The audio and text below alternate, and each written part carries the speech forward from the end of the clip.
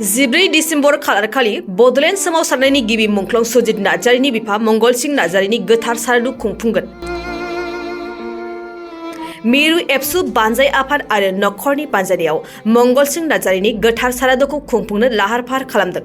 मख'नो गोनांदि थांनाय 30 नभेम्बर खालारखालि मंगल सिंह नार्जारिया प्रेसार स्ट्रक जानानै अबथिरा जिउ गोमायो। मंगल सिंह नार्जारिनि अबथिरा जिउ गोमानाया नखरजों लोगोसे गासै बर' माहारिफोरखौ गोथौ दुखु मोनहोयो। जेराव बर'नि बड'लेण्ड सोमावसारनायाव मंगल सिंह नार्जारिया गोथौ बिहोमा दं।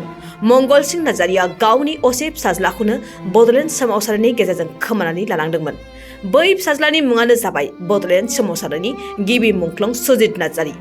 बेबायदिनो मंगल सिंह नार्जारिनि गोथार जिउमाया सोरगोआव आलो गोजोन जायगा मोनहैनायखौ हास्थायनानै आरो बर' हारियाव होलांनाय बिथांनि बिहोमाखौ मान बावनो थाखाय एबसु बानजाय आफाद आरो नखर जथायै सारादु खुंफुंनो साखाफारा जादों।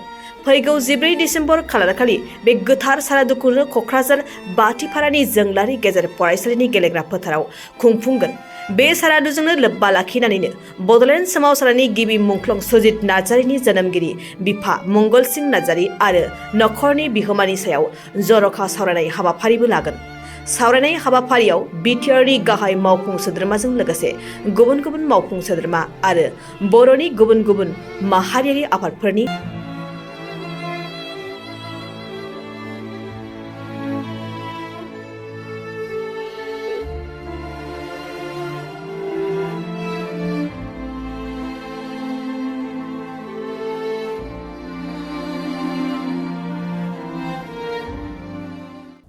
गोसो गुदुं गलादारफोरनि थाखाय मोनसे मोजां खौरां।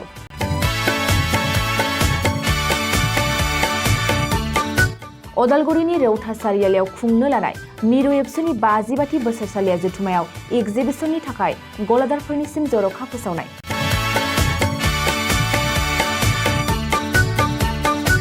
फैगौ 2023 मायथाइनि 26, 27, 28 आरो 29 जानुवारियाव खुंनो लानाय मिरु एबसुनि बोसोरसालिया जथुम्मायावनो बायदि रोखोमनि मुवा बेसादफोरखौ दिन्थिफुंगोन एगजिबिसन।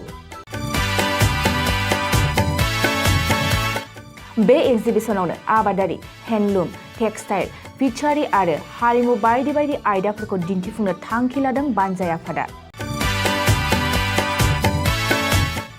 बेनिखायनो गोसो गुदुं सुबुं एबा गलादारफोरा एगजिबिसनाव गला होफैनो हागोन आरो गला होनायनि सोमोन्दै आबुं बाथ्राखौ मिथिनोब्ला नैबे मबाइल नम्बर 9365245137 आव थोंजों सुलाद लानो हागोन।